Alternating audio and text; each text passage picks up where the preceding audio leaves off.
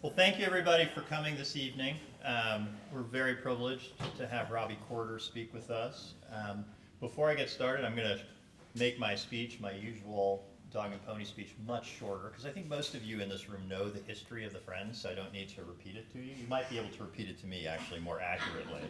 But I want to just give you a preview of the events coming up. We have Splash Bash coming up on May 23 at the pool. We have the recycling event at the parking lot across from Burleson Park this coming Saturday. If anybody has some time and they'd like to volunteer, we have a few volunteers, but we definitely need more. And then we have 2 more second chapter pop-up sales. We just, I had nothing to do with it other than we held the board meeting in the place where the sale was. But the Friends had a book sale last week and really hit it out of the park. We sold whatever, was it $3,200 worth of books in a day and a half. So a really phenomenal result. And so we have 2 more pop-ups, both of them at the library this summer in June and July. I hope you can join us for all of these events. They'll be amazing. Our fall series for Meet Me at the Libraries has taken shape. We have Glenna Whitley, who is a local true crime author, coming to speak on September 24th. We are going to do a collegiate sports mini-series that's going to have speakers talk about the college athletic issue in front of us right now, which is how high school students get to play college athletics, how the transfer portal has impacted it, how NIL has changed the game, and I suspect in that conversation will be the longevity of the NCAA, which is really kind of on its last legs based on the realignment of the conferences. October 8th, we have another local author, Rusty Williams, who'll come speak with us. November 12th, Jim Blakely, who lives here in the Park Cities, will talk about Masters of the Air, of which his father was one of the prominent actors. And then we'll have a special miniseries in January, Homelessness in Dallas, featuring former mayor of the city of Dallas, Laura Miller, as well as Willie Baronet, who is a professor at SMU, and they'll each bring their different perspectives. Yes, Nancy? Don't forget that Elliot Engel is coming November the 6th. I forgot because this is an old slide I recycled. I forgot to put him on there. Yes, we will have Elliot Engel returning on November 6th here. I have to actually reserve the room, so hopefully here for a special evening presentation. So Robbie Corder. A lot of people don't know that last month was his 20th anniversary with the city of University Park, and this month is his 10th anniversary as our city manager. So Robbie, thank you for being our city manager. Thank you. As a small gift of appreciation, I brought you some sprinkles cupcakes. Fantastic. You know where this is going to go, right? You kids, I totally know where it's going. One cupcake for each 5 years at the city. So, trivia question. What are the 3 largest sources of revenue for the city of University Park? I'm not going to ask you the numbers, but what do you think? Nancy? Sales tax. Yep. Sales tax. Where does sales tax falls on the spectrum of 1 through 3? Number 1. I'd say 1. No. No. Who other revenue sources? Real estate. Taxes, right, property taxes. Where do you think that falls on the spectrum? Number 1. Number 1. Okay, what about number 3? Library funds. You are really, I don't know what are in those cookies, but no, building permits. So, we have some very healthy sources of revenue. Robbie oversees a budget of $66 million. We're projected to have over $500,000 in surplus this year. That is phenomenal management of our resources. And that includes a lot of expenses that the city undertakes, including all the water management issues that they've done over at Caruth Park, the little mile a year program, is that what we call it? Yep. Where they make everybody miserable for a year while they tear up their alley. Yeah. But it's really important work and keeps our city terrific. So without further ado, please help me welcome Robbie Corder. Thank you. I will switch it out. There you go.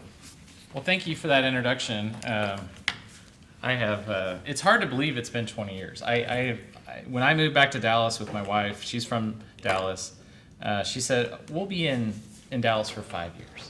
5 years only, Robbie. I said, okay, that's great. And I don't think we'll leave. I really don't.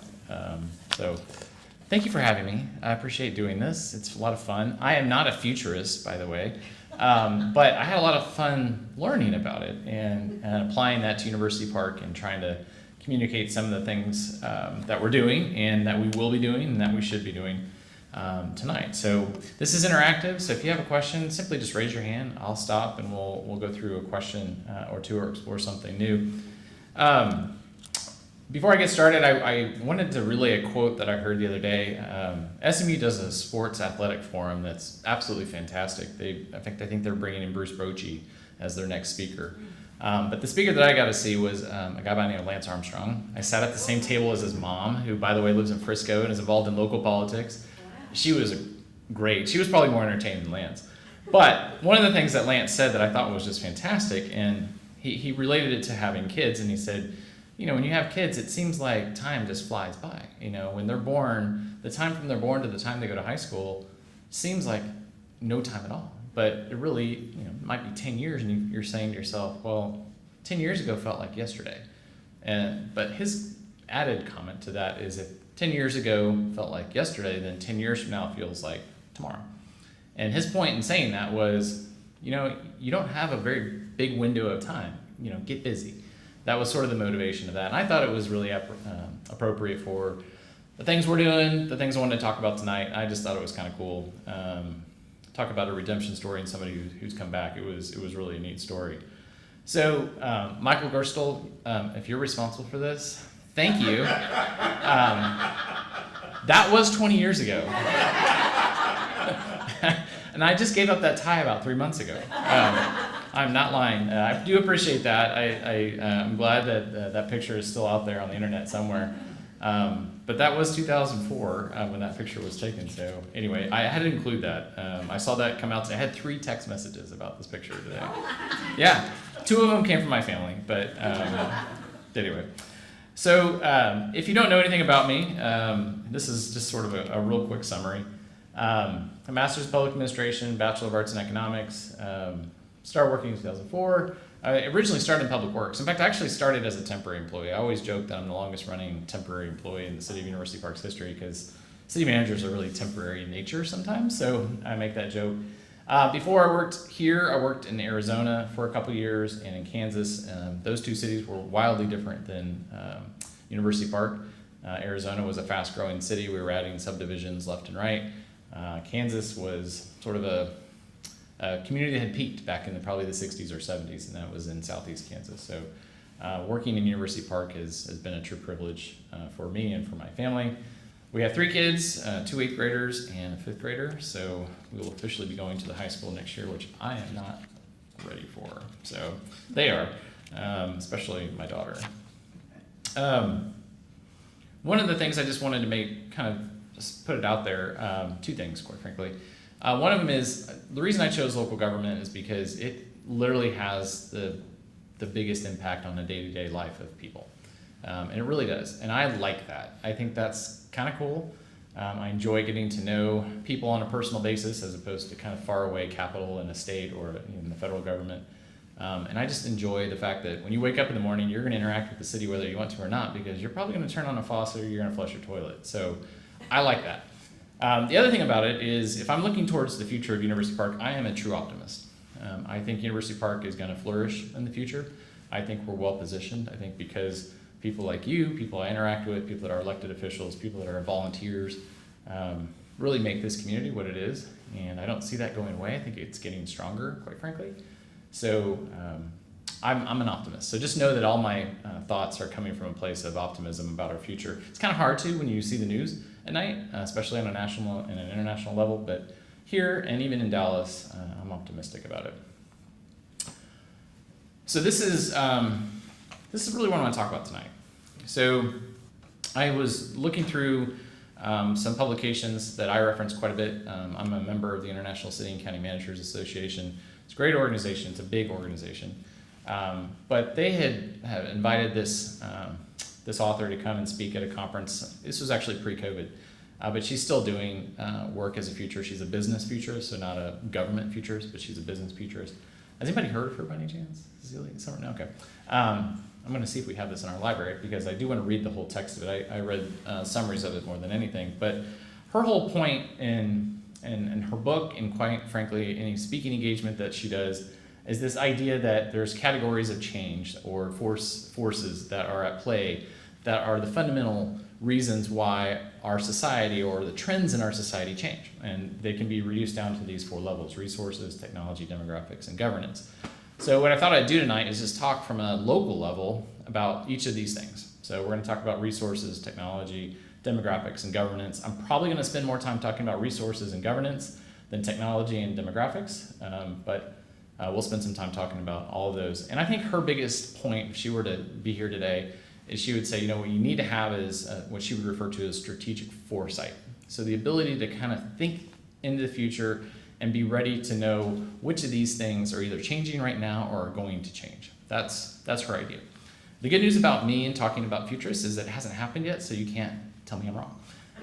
So I'm kind of excited about that. The other point of reference here is an article I read. It was called Future Relevancy. This is also in an ICMA publication. In fact, they reference her, and they talk about a future paradox. And I'm going to kind of end with the paradox, but I want you to be thinking about a paradox in terms of local government. And we're going to talk about that. I think that article, to a certain extent, is a little off for what we do, but I think it's kind of interesting to think about from a kind of academic planning future perspective. Okay. So let's talk about resources first. And I want to set the stage a little bit here before I get into this slide. Some things that are out there, and I found this information, you can Google it and find it really quickly from credible sources. Just know the world that we're living in right now and the environment that we're living in terms of climate, because I'm going to talk about rainfall and stormwater for a second. And the first thing I want to talk about is just the amount of electricity that we need right now. It just in Texas is really, quite frankly, unbelievable. And the amount of people that are coming to Texas and the amount of electricity that we consume on an individual basis is just going through the roof. So the thing I thought was interesting is that there's going to be a 26% increase in energy production by 2050. So 1/4 of what we have today, we will grow by 2050. But there's going to be a 74% increase in demand. Something's off. Something's going to have to give there. So, and a large part of that is driven by, of course, our weather. And so last summer, I think the Texas grid set 10 records for peak demand days during the summer months. They also set 6 more weekend peak demand days. So in June, July, and August, we set 16 records of how much electricity we need. And I think that's only going to get worse as more and more people move here. And the reason I bring this up is because warmer weather, the type of weather that we're experiencing, is one of the reasons why the rainfalls that we have are so much more intense. You know, it didn't seem, even when I came here 20 years ago, the rainfall amounts were not as intense as they are right now. They didn't dump as much water like that. And that's where we're having problems when you go through our community and you see things. So this is a study. This is done by Texas A&M, and let's see if I can read it here. It's the assessment of historic and future trends of extreme weather. So it was written by a professor down at Texas A&M just last year, a guy by the name of John Nielsen Gammon. And he looked through a bunch of climate data specific to Texas. And I don't want to get into the reasons of climate. I'm not really worried about the reasons for climate change. That is not going to be in my presentation tonight. But I do want to acknowledge that our climate is changing. Some of that's natural. I mean, if you read through books, some climate change is going to occur naturally. That's part of the world we live in. Other things are going to be human driven, and I think that's the point of debate that I didn't really want to spend a lot of time talking tonight, but I did want to put that kind of out there and talk about before we get into this. So when you talk about urban flooding, this is not river flooding. So this is going to be flooding like this. Anybody know what street that is? Market. Nope. That is Stanford. So I used to live, this is Stanford, looking down that river that's right there. That is right at Thackeray. If I could play the video for you, that's all white caps right there. If you can tell, I don't know if this is the point or not. So these are blue lights down here. There is actually a pizza delivery guy that's getting rescued because his car started to float away. This is a storm in 2019. This scene was duplicated in 2022 2 times. And so, as you can imagine, the neighbors over there took pictures, called us, came to the city council and said, what are you doing? And I can't say this for certain because I'm not a climatologist, I'm not a meteorologist, but when I read articles like this and I start hearing about, that last line, that the second box is the blow up of the bigger page right there, and it talks about the frequency of extreme rainfall, and it's increasing at a rate of 50%. That's unbelievable, and no reason. I mean, it's no wonder, I should say, why that scene is occurring more frequently in University Park. The other thing that's interesting about kind of extreme weather is it affects the way that cities design things. So right now in University Park, what we're trying to do with stormwater, to the tune of about $70 million worth of work in this general area, is designed for the city to be able to handle a 10-year flood. It's not very good. Most cities, if you're building a subdivision, or if you're doing some other things, they're designing to a 100-year flood. So a 100-year flood is a flood that happens once in every 100 years, so a 1% chance of happening in any given year of a 100-year flood. 10-year flood, 10% chance of happening in any given year. What's interesting is that the entities that are responsible for doing that, the National Oceanic and Weather Administration, I think, NOAA, is that right? No. Okay. They set the rainfall totals for what those 100-year flood events are. And they started looking at data, the same type of data he's looking at, and they realized that, actually the 100-year floods are happening more often than we thought. So what they did is they increased the amount of water that it takes to have a 100-year flood. So it truly is a 1% chance of happening. The problem with that is it means more and more water is coming down in these storms, and we're having to deal with it in pipes that are too small. And consequently, you have backups like this. So if you're thinking about resources, water is both an input and output. And in this particular case, we're dealing with the output of that rainfall. And it's a huge problem locally for us. Our budget, I think the slide said $66 million. The expected improvements to go to a 10-year storm in the center part of town, basically Turtle Creek from Northwest Highway to Lovers, $70 million. That's a big chunk of change. And something that we're gonna have to really evaluate what's the most effective way to get there.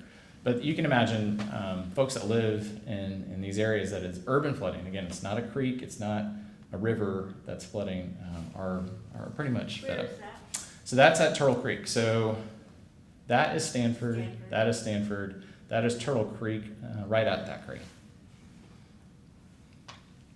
I have lots of these pictures either, yeah. How much of this do we control, and how much of it is stormwater coming from upstream from the city of Dallas? A lot of it is upstream development. So Dallas will readily admit their pipes are as undersized as ours, especially north, Preston Hollow and areas that flow into University Park. But they're coping with it too. They just opened an enormous, I don't know if you've read this article about the tunnel that they built basically over by Fair Park. And all the tunnel is stormwater retention. But it's on a massive scale, much bigger than we would ever even contemplate. But I don't want to guess at the size of it, but you can literally put a bus through it. It's that big of a tunnel, and that's all it is to hold water. One of the problems that we have in the north part of town is Dallas, where water comes in from behind the red wall up there on Northwest Highway. Those pipes that are coming into University Park are, generally speaking, about 30 to 50% bigger than the pipes that we have that are connecting them. Well, that's a problem. That you're automatically going to have a bottleneck when that happens. And on top of that, theirs are undersized. Ours are more undersized, so you compound the issues with it. One of the interesting points in these articles that they talk about urban flooding is just the amount of impermeable surface in DFW, not just University Park, but in DFW in general, has caused a lot of this as well. You compound that, if you were to do a regression analysis, my old economics days, you put a regression formula out there, you would kind of figure out which factor is responsible or what percentage of it is responsible for a certain outcome. And certainly impervious surface cover, but I also think the amount of rainfall that we're getting is just tremendous. So that's one side of it. The other thing I wanted to talk about is this. Does anybody know what this is without looking at the title? Anything? So this is Winter Storm Uri. It's what? Winter Storm Uri. So 2021, February 14th, 2021, I remember it vividly. Yes. Yes. So, yes. It's awful. I think Uri is awful in some language. I don't know what it is, but it means awful. So each one of those red dots represents a water main break that took place basically in a 5-day period of time. We have, on average, about 50 water main breaks a year. And this happened in 5 days. And then we lost all of our water in our water towers. And then we had to do a boil water notice. And I'm still employed, which is great. But I was worried about it. So what happened here? A number of factors happened. Some of it has to do with the fact that we rely upon power for our booster pump station, that everybody else was dealing with power outages. And we got shut off at our booster pump station, which is on the west side of town. We didn't know that, but it got turned off.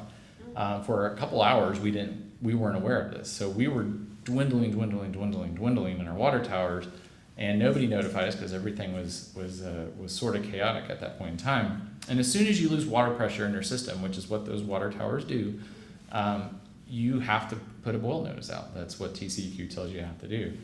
But what's, yeah. You have to put A boil. So you couldn't consume the water because at a certain pressure, contaminants can live in water that's not at least 20 psi. Ironically, we actually did some testing after the water towers left, and we were hovering about 20 or 21 psi, which is kind of neat to know. But I wasn't going to risk it in the moment of this. But you can imagine a city like University Park, if you can't deliver water, a basic element to its residents, how good of a job are you doing? And one of the things Michael mentioned is our model per year program. We have to keep this up. This is not just hey, it'd be nice to keep our infrastructure and the things that aren't really visible and pretty and cool. This is a must. This is probably one of the most important things we can continue doing as part of a future plan, so to speak, for the city, because each one of those points that broke was on an old water main. It was not on a new one. So the old water mains are cast iron, they're very brittle, and the new ones are all PVC. Their life expectancy is about 100 years. Cast iron, some of these cast iron pipes are about 100 years old, but they typically break much sooner than that. So we need to get rid of those old cast iron pipes and put it with some new ones. The other thing, from just a water resources perspective that I worry about, is Lake Grapevine. So the good news for us is City of University Park, Town of Highland Park have excellent water rights, outstanding water rights. You probably have heard about that during the Centennial. Lake Grapevine basically is ours first, which is kind of cool. Means that when we stick our straw into the pond to pull the water out of it, we get the first water on the bottom, which means it's the senior most water right.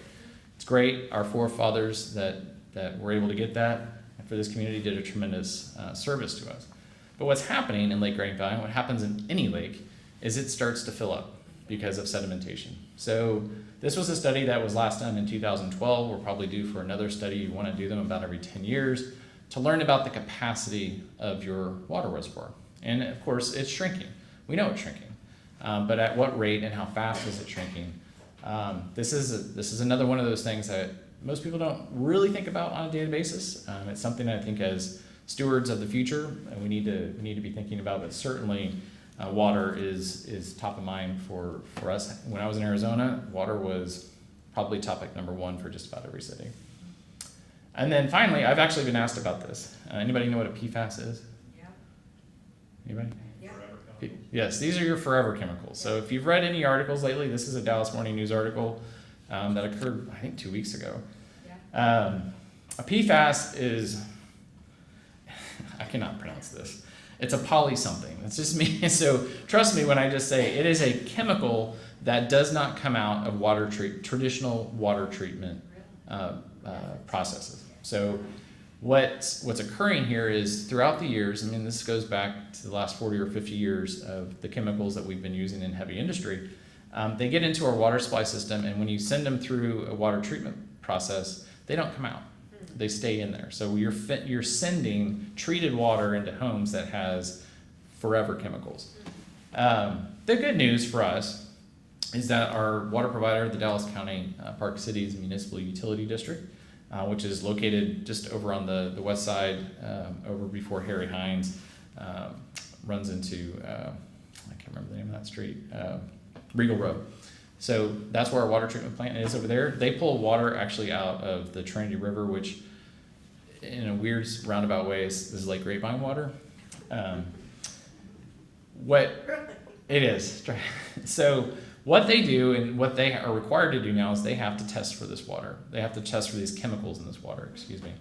The good news for us is the maximum contaminant load right now that's set by both TCEQ and EPA is, hold on, get this right, 4 nanograms per liter. So a nanogram is 1/1000th of a gram. So not very much in a liter of water.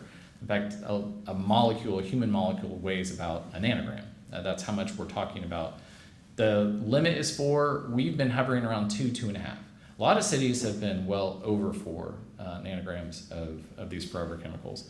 The problem that I see, and what I know is going to happen, is regulation is going to start off here, and it's going to go higher, and it's going to go even higher after that, to a point where our water that is safe today will be deemed not safe in probably 20, 25 years. That's just the way regulatory environments go. The other good thing that we have for us is our mud, because of the improvements that they've made at the water district, has a 2-stage filtration process. They do a carbon granulated activated filtration process, which is normal, and then they send it through these microfibers. Again, I'm not an engineer, so I'm not going to try and explain it, but basically it helps bring these levels down a little bit. So that's why our water quality is really, quite frankly, good, even with these chemicals that we know are out there. But this is something to watch, because it will increase the price of our water, because we're going to have to make improvements to the water treatment facility, and that's going to get passed along to us, which will get passed along to you as customers of the city's water system. So resource-wise, water is probably top of mind for me.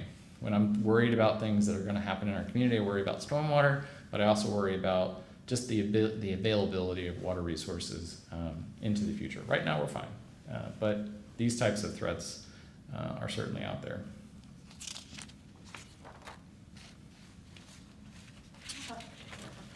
Who watched this show? Oh, yeah. Right? I mean, it was so good. I still find myself watching this. So we're going to talk a little bit about technology. And I'm not a technology guy, but just want to ask another question. So if you've watched the show, this is a yes or no question, how many of you think we have, as a society, reached the Jetsons level of advanced technology? Yes? Yeah? Halfway? Okay. What are some of the things that you remember from the show that you would say, we have that? That's true. I mean, not obviously the flying cars, although those are probably not that far away. Rosie the robot. We have Rosie the robot, thank you. She's not at my house, but we do have robots like Rosie. Okay, that's a good one. What else? Think back to the show. How did they make telephone calls? Yeah. Cell phones, video calls, flat screen TVs. Yeah. So these are all things the Jetsons got right. Of course, the Jetsons were actually, anybody know the year it was set in? 2062, according to Wikipedia. So these are all the things that were in that show. When you think about the video calls, everything was on a screen. You could talk to somebody. That was certainly there. Flat screen TVs, robotics, as Susan mentioned, home automation, this idea of vacuums that just run themselves, things that happen. Drones are heavy in that, voice activated. These are all things that the writers of the Jetsons thought would happen by 2062. And I would say we're probably ahead of that. I think in 2024, we have a lot of the things that they did. I don't know why they lived on homes or up in the sky. Maybe the world is some dystopian universe down below. I don't know. But anyway, I make this point because when that picture was taken of me in 2004, I did not have the ability to play 10,000 songs on my cell phone. It didn't exist. And now we do. And you get into even greater dilemmas when you start thinking about this. And this is probably the most talked about topic in local government, city management circles right now. If you cannot go to a conference without talking about AI, you just can't. And it's quite frankly, it's everywhere. You probably don't realize how much you're interacting with AI, but you really are. And for some things, I think it's going to be exceptional. You know, if it helps doctors pre-diagnose certain types of treatments for cancer or for some diseases that we view as terminal, That's great. But at some point in time, a human's going to have to make a decision. But local governments right now are using AI for a bunch of different things. I had a managers and supervisors meeting last October to talk about AI.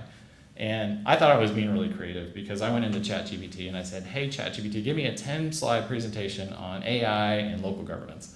And I thought at the end of it, I would reveal that I didn't write this presentation. They all knew it already, which was kind of funny.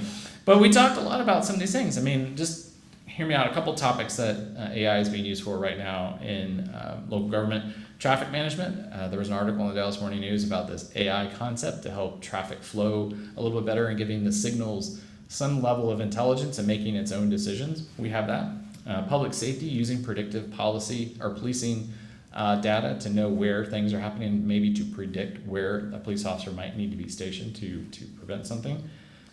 Waste management, optimizing routes for trash trucks, knowing which loads, which blocks are heavier than others. Right now, my block is really heavy because we have 5 trash cans.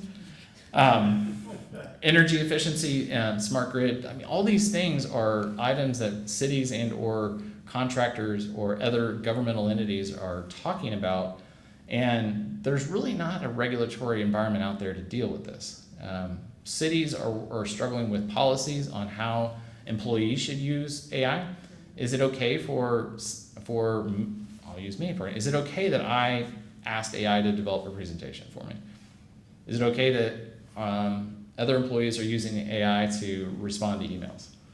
It's happening, right? And it helps in some form because it creates a little bit more efficiency for those employees.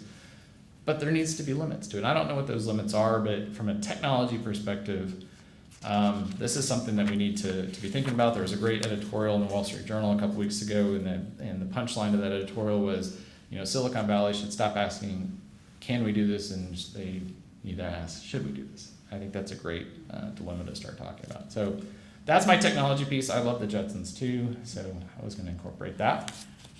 Let's move on to demographics. So we're on resource number 3 now. So this is data straight from the census going back to 1990. You can kind of see just University Park. How are we changing?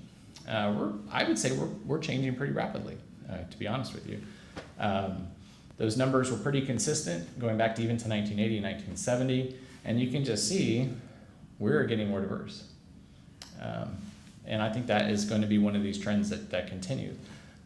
So I think that means that local government is going to have to figure out how to talk to more people from different cultures and figure out how to bring them into the conversations that are needed to have good local government. This is a historical graph of our population. I think it's really interesting because you can see the growth. Right after we were born in 1924, and almost by 1950, we had reached the population that we pretty much are today. Right? We haven't really changed that much. We did have a little bump in this last census, I think because of the families that have moved in. You contrast, well, I got one more slide. So this is these are demographic information about, and gives you a visualization about where your population centers are in a different age bracket. So you can see down low, we have a lot of kids in that 15 to 18 bracket, a lot of kids. And that's represented when you look at our census data. The average number of people under the age of 18 in a household has been creeping up since 1970. So we almost reached 3 in this last census. We're at 2.95 on average number of people living in a home in University Park under the age of 18. So that, I think, kind of explains it. I think what's interesting is the average age in University Park is 35. Well, that certainly is not the biggest group of people living here, though. But we kind of think of it that way, right? I mean, more are up here. These are your voters. These are the people that are participating and doing things in local government. So I think that's interesting. Then you contrast that with DFW. I think this is a success story. I really do. I love the fact that I live in a city that people want to be in. I think that's a good thing. But we have 8 million people now in DFW. If you looked 10 years ago, they said we wouldn't have 8 million people until 2030. And I don't think this is going to happen, but one of the studies I was reading said that if growth continues at the way it is right now, which I think is probably unsustainable, but if it did, DFW would be the largest city in the United States, largest metropolitan area in the United States by 2100. That's kind of unbelievable. Compare that with this. So we're kind of staying the same. We're a very dense community. In fact, if you just look at the number of people that live per square mile, University Park is the densest city in Texas. Way up there. It's like 6,000 people per square mile. But we're going to stay that way for the most part, and Dallas is just going to explode all around us. I think that's something to watch. Obviously, it's going to affect everything from our housing availability to our mobility and traffic management, and ultimately anything related to sustainability of any of those resources we were talking about. That's a concern. I think, quite frankly, the housing point in University Park, the fact that the average house is now over $2.4 million, I think this is going to actually be affected by that. I think it's harder and harder for people with kindergartners or with babies or people that want to have a family to afford a $2.5 million house just to get into University Park, an average home, $2.5 million. So these demographic numbers do weigh into public policy. We don't have a housing authority. We're not accepting federal money, so we don't have housing as an initiative, but I think it's something we're going to need to be mindful of. There's going to be laws that you're going to hear both Democrats and Republicans in Austin talk at the next session. Well, shouldn't a property owner have the right to put a multifamily house in a single family neighborhood? That's coming. And when you hear that both Democrats and Republicans like this, that is headed towards the governor's desk eventually. So we need to watch that because when you have 6,000 people per square mile living in an area and you increase that by giving everybody the right to have 4 units where there was 1, is going to be an issue. And that's, again, one of those future things that, as a city manager, I can't help but think about. Okay, we're getting there. I saved this for last, governance, because it's, quite frankly, for me, it's one of the cooler items up there. This is my world. And what Cecilia Summers says about governance is just that our system of government manages how we adapt and respond to changes within the other 3 factors. So the resources, the technology, and the demographics. So how did we do that? You probably have heard me talk about the Centennial Master Plan, but it's a big document for us. So when I came here in 2004, we had the 1989 Master Plan. It was developed by Walt Heumann. It was a great plan. It was a wonderful plan, but it was not a relevant plan anymore for employees. So we needed a new one, and that's what we got with the Centennial Master Plan that was adopted in 2022. The reason I like it is because it is framed as an evolutionary document, not a revolutionary document. So it acknowledges, and I think it builds on the fact that we have had tremendous amount of success in University Park being a community, and we want to keep a lot of things the same, but we also want to grow and not become stale. So that's the basis of the plan. If you've seen it, how many people have read it? Anybody? Parts of it? Thank you, Susan. Okay. Yeah. So it has a very specific structure. All right. So you need to think about this as there's 5 themes. All right. Affirming sense of place, assuring connectivity, innovative governance, technological integration, and preparing for the future. Okay. Those are the themes. Those are the broad themes. Within those themes, you also have goals. Okay. So, for example, the one I'm going to spend a little bit of time talking about is preparing for the future. So here's the goals for preparing for the future. And then within each one of these goals is another action item. So under the theme, preparing for the future, there is a goal that says, we should strive for sustainability and conservation. So what does that look like in terms of an action item, okay? And this was actually asked at the State of the City. For sustainability and conservation, I think there's 4 action items on there. The one that I decided to tease out a little bit is to create a pilot program to evaluate electric vehicle use in our city fleet. So EVs, really wildly popular, and then now there's a backlash to them, right? Everybody, especially after the winter storm, realized you can't charge them anymore. However, I do think that EVs they were an emerging technology. I think they are here, and I think they're going to grow over time. The results of whether or not they are better for the environment, I think, are debatable, depending upon when you're using the energy. When you're in a car, you're using the energy when you burn your gasoline. When you're in an EV, you're creating the battery. It requires energy to do that. So there's a calculus there. I just don't know what it is. But at the end of the day, I think we're all headed towards a significant amount of electric vehicles on our streets, more so than we have now. And we have an EV. I think it was great because it was for our Parks Department. So it's a Nissan Leaf. I don't know if you've seen, anybody know Ann Allen? She's kind of popular. She's the person responsible for our baskets around City Hall, the flowers. So she has a Nissan Leaf, which she loves. She says it's the quietest time of her day when she gets in her car and drives because it's just very peaceful. But that is exactly the type of forward thinking that our citizens put into this. This was a document that I think we had over 4,000 individual participants, or 4,000 different entries into an engagement model.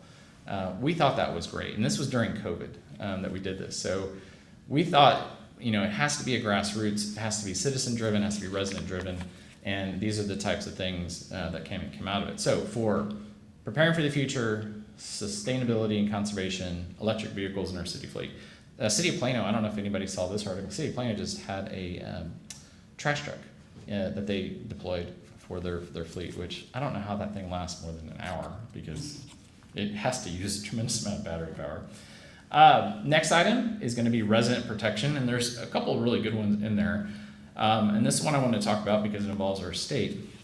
But one of the items that the committee spent a lot of time talking about was developing regulations to govern private and public drone use in University Park. Anybody have a drone? You have a drone. Fantastic. I think they're great. I think they're unbelievable, quite frankly. But technology can be used for bad things, and some people don't like the way drones fly over their home. And so the idea was, let's build in some regulations. Problem with that is there was a state law passed in the last legislative session that basically said that if there's anything related to a state regulation, a city can't even adopt an ordinance. It's called the Death Star ordinance because it was so invasive towards local control. So what would happen right now, this is one of those goals that I would say, I don't think the city council could even pass an ordinance right now the way it stands because the state law would be violated with that last statute that was approved. I can't remember which House bill that was, but anyway, that one I thought was kind of interesting. The next one is create resiliency in the city revenues. This is one near and dear to my heart. And one of the reasons, quite frankly, Snyder Plaza is getting torn up right now. So the goal in this one was work with property owners to establish a public improvement district or tax increment reinvestment zone in city's key commercial areas. I would say, I have a little note here, it says plug Snyder Plaza meeting this Thursday. So we have a series of meetings on Thursday about Snyder Plaza and parking in particular. Should we have paid parking? Because when this particular action item was developed, we weren't talking about paid parking at Snyder Plaza, we were talking about this concept of a public improvement district, which is a tax overlay on top of property owners. Of course, that didn't go very far. That was very wildly unpopular, as you can imagine. So now we're talking about another wildly unpopular concept, which is paid parking. However, I will say paid parking probably has the ability to change the behaviors that we really need. But we have meetings on Thursday to talk about this. But what's key to this, and I think what's underlying the need for it, is the discussion we actually started off with and identifying what the three top revenues are for the city of University Park. Because I like to brag about our folks. I think we have some of the best employees out there. I would put our folks up against any city, bar none. They know everything that a Dallas worker knows, a Frisco worker knows, a Plano. Every technical piece of knowledge, I think we're right there. But that means you have to pay them. And our budget is almost 60% wages and salaries. It goes up. You're constantly competing for firefighters and police officers. And so you need a reliable stream of money coming in to pay for that. And we are, I would say, on about the lower percentile, lower 50th percentile in terms of tax burden per resident on a per parcel basis. It's hard to believe when you get your tax bill, and especially when you get your assessment, which if you haven't protested, I would encourage you to protest, which sounds weird, but that's okay. But the reason for this is because the state of Texas, again, if Morgan Meyer, our representative here, I've told him these stories as well. What's happened is the state of Texas has really had a back and forth battle with what they view as basically 5 cities, that they don't like what those cities are trying to do. But there's 1,200 cities in the state of Texas. And those 1,200 other cities are not trying to do the same thing that the city of El Paso is trying to do, or the city of Austin is trying to do. And I'm not saying what they've decided is bad, it's what their local communities said they want. But there's this battle between the state and those cities, and they pass laws that limit things like your property taxes. So we are capped at 3.5% now. That was the first time that we've received a property tax limit. For a city like University Park, if you remember those demographics I showed you earlier, our population is flatlining. It's not doing anything. It's kind of hovering in that 23,000 people, which means we're not adding property. We're not adding value coming into the city. We're not redeveloping vacant land or green sites. So we have to grow over 3.5% sometimes in order to get there, but we can't. So that means the second source, that second item that Michael Gore saw, you didn't even know I was teasing this. That sales tax item is wildly important. We collect about the same amount of sales tax as Highland Park, and Highland Park is half the size of us. Not even half the size, they're about a third of the size of us. And that's because they have a shopping center.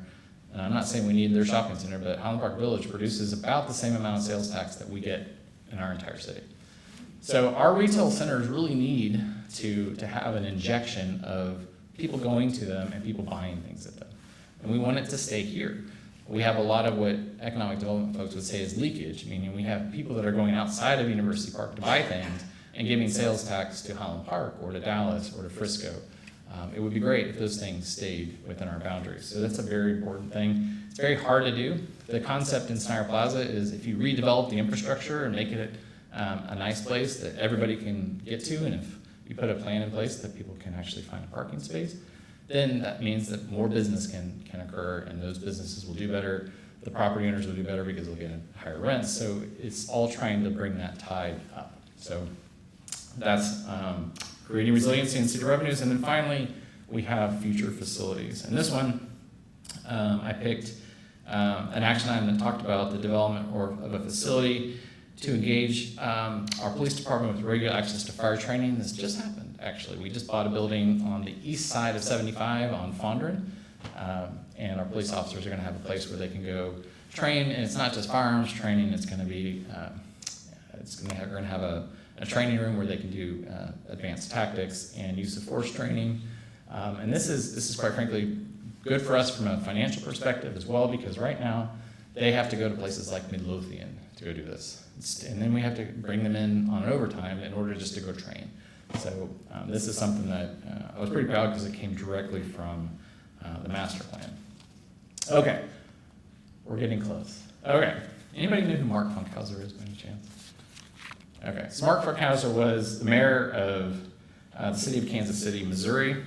Sort of a lightning rod. He's an interesting personality. His background is auditing, so yeah, I know how an auditor ever got elected mayor. But he did, and he's now the publisher of Governing Magazine, which is a very large magazine that is all about both federal and state and local government.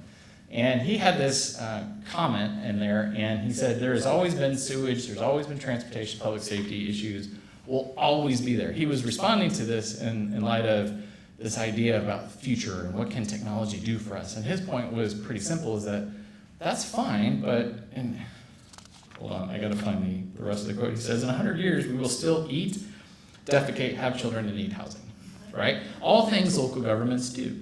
And his point in this is there's this paradox of, well, things are changing so rapidly and everything looks so different, but at the end of the day, it's really still the same. I kind of disagree with that. I disagree with it on the level that, yes, these things are all true. We're gonna need local government to sweep the streets. We're gonna need local government to make sure that the water gets delivered to your house. All those things, 911 calls. But the way we do it is gonna have to adapt. And I think that is sort of the lesson that I kind of wanted to talk about at the end. This is, I think, my last slide. For us, the future success of University Park is gonna require us to collaborate more than compete with cities. We're gonna have to be working with Dallas on homelessness. We just have to, because we don't have the ability to do it on our own. Dallas, quite frankly, doesn't have the ability to do it on its own. So it's going to require everybody to chip in and do this. And more often than not, cities want to compete with each other. We're going to need to collaborate on mobility. DART is a tremendous asset for a metropolitan area. You need mass transit. need it. It needs to be successful. But I would say DART is not fulfilling its mission.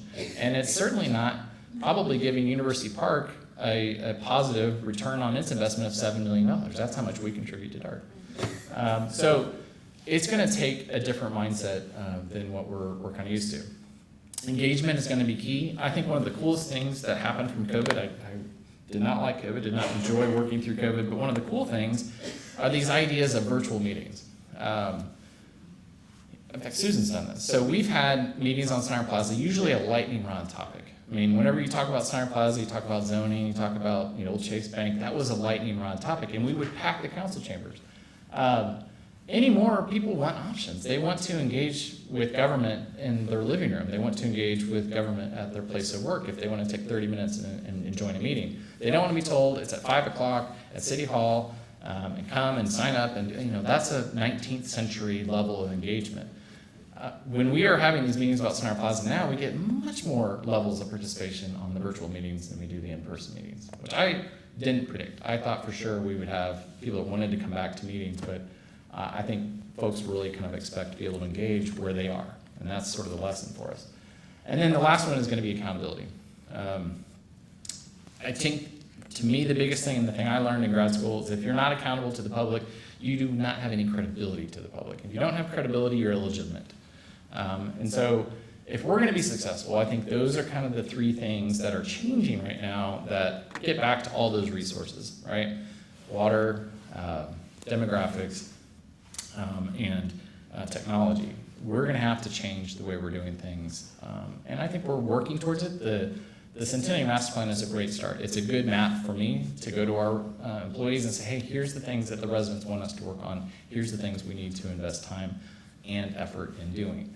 Here's the reporting system that we have to go back to them and say, here's what we're working on, right? And here's how we're going to update them and talk to them about things that are happening. So to me, when I look into the future, this is what I see. And hopefully it's relevant. I think that was my last slide, but I enjoyed this. I don't always get to spend a couple hours thinking about these things, so I appreciate the opportunity, quite frankly, to come do this. And I'm happy to answer any other questions. We don't even have to talk about the future. We can talk about other things. I have a question. Yeah. About mosquito control. So we still fog. That was a big deal when I started here, actually. The county was debating about whether or not to do aerial spraying. This was at the height of West Nile, right? It's probably 2007, 2008, which they did because of the growing cases of West Nile. After that, we adopted a program of fogging in the alleys. So we have a contractor now. We used to do it on our own, but the person that liked to do that work at 2 a.m. retired during COVID like everybody else. So we have to have a contract now, and we do it by zone and by date. So you'll still hear the vehicles fogging in the middle of the night in the alleys, but it's not as frequent as it used to be. We used to have a handful of properties that wanted to be excluded from it, which meant that when they drove down the alley and got to that one address, they flipped the machine off, drove past it, and flipped the machine back on, which didn't do much, but yes. What about food? Did University Park act them over? Sure. What Nancy's asking is, the City of University Park has requested from the City of Dallas for a boundary adjustment to incorporate Boone Elementary and Northway Christian Church into the City of University Park. Those are not easy things to do with the City of Dallas. And the thing that we have going for us is they don't produce any tax, any sales tax, any property tax for the City of Dallas. It's a cost-only type of situation. 80% of the kids that go to Boone are University Park residents, and we work so closely with the PTAs and PTOs that it made sense for us to make this request. We also agreed to take on the maintenance of those streets around the school, including Airline. If you drive north on Airline, you know where Dallas is, and you know where University Park is. So we're getting there. We actually have a meeting on Thursday with the Boone PTO and the District 13 Councilmember Gay Dunlap Willis to talk about that. So it's moving, but it's very slow. So I'm hopeful. What about taking down in Preston Center and turning that into residential? Will that affect the school district? I would have said before 2016, I think it was when was the bond 2016 or 15? When they added the capacity at the elementary schools, I think that relieved a lot of the burden of overcrowding for the school district. The high school is still pretty crowded, but we used to have, I had trailers on Lover's Lane. We had trailers at the middle school, on high school, and as well on Key. Those went away when that bond package was passed. So I think the school district would say, you know what, if we have another kid that is in University Park because of a new apartment complex, they're going to be okay. In fact, they probably welcome that because that means they get more money from the state because of the, quite frankly, broken school finance system that we have. Just a quick question. Is there any cooperation between the city of University Park and the city of Dallas with regard to zoning? Because it appears that all around the Park Cities is being very heavily developed for Yep. high density units. Yep. Is there any cooperation that goes on with regard to how they zone their properties? No. Most cities from a zoning perspective, they're only worried about what is in their city. And I don't blame them, quite frankly, because I wouldn't want Dallas coming into University Park and saying, you know what, you need to be more dense. You need to have more multifamily. Like I wouldn't want Dallas to do that. So I have always taken the stance of, look, unless there's just something, if there's an externality effect that comes from Dallas into University Park because of something they did with zoning, then we'll deal with it if it's extreme. But I think, going back to those numbers, I think density in Dallas is just going to continue to do this. And I don't think it's something we can stop. One of the things that, zoning can turn so contentious, we don't want to be in front of the Dallas City Council saying, hey, it'd be great if you adjusted your boundary to allow us to have Boone and Northwood Christian Church, and then 4 agenda items later come at them with 2 barrels saying, you know what, the zoning case that you have over in Preston Center is a bad thing for us. It doesn't really work that well. The image and the optics are not great. So we've always, in most cities, will say zoning is that city's prerogative, and if we have to deal with it, we have to deal with it. We've gotten about 10 emails or so in the last couple weeks about that. Yeah. So, Airbnb. yes. Another one of my favorite topics. Mine too. Yes. So one of the things that is on the master plan, so I can't remember, I want to say it's affirming sense of place. This idea of what to do with occupancy as well as time limits on rental units is a big topic. Dallas just passed an ordinance that basically took short-term rentals out of the city. Basically said you can't do it. It's a very litigious subject right now. It's something I think, quite frankly, we're going to need to adopt eventually. Last time we checked, we had about 4 units. I think with FIFA coming to town, I think with the ACC coming to town, this is going to get more and more popular. So the zoning, and we have a committee of citizens called our Zoning and Development Advisory Committee. They've been assigned this topic. So I think you will see probably in the next 4 to 6 months this come up to the city council after they've studied it for a while. Some cities have adopted some regulations where they didn't prohibit short-term rentals, but they made it regulatory environment very difficult on them. And I think that's probably where the courts would say it's okay.